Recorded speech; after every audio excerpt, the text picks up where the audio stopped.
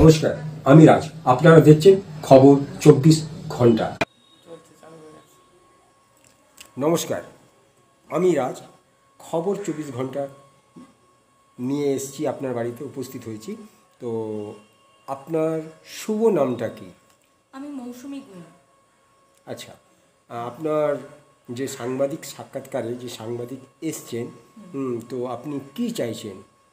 আমি চাইছি যে আমার খেলার যে কেরিয়ার, তো সেখানে আমার অনেক ফাইন্যান্সিয়াল প্রবলেম হয়েছিল, যেগুলো হচ্ছে মানে যাতায়াতের খরচা, ডায়েটের খরচা, ট্রেনিংয়ের খরচা, যেগুলো আমার ফ্যামিলি থেকে আমার বাবা বিয়ার করে, আর আমাকে নিজেকে সেগুলো দেখতে হয়।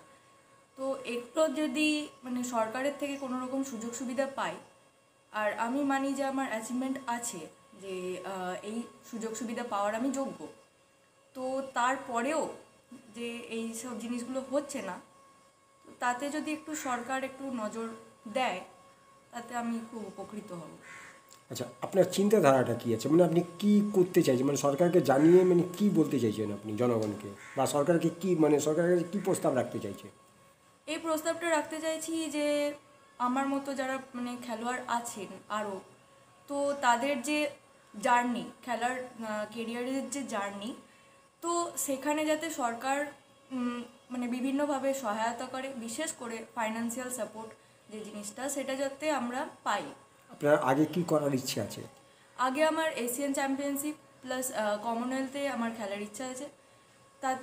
তারপরে তাতে যদি কোয়ালিফিকেশান আসে কিছু, তাহলে আমি অলিম্পিকে দেশের জন্য আমি প্রতিনিধিত্ব করতে চাই। আচ্ছা, আপনি যে এই জায়গায় পৌঁছেছেন, তার ক্রেডিট কাকে দিতে চান?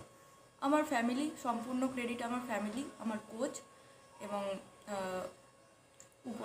উপরওয়ালা। Thank you. ধন্যবাদ।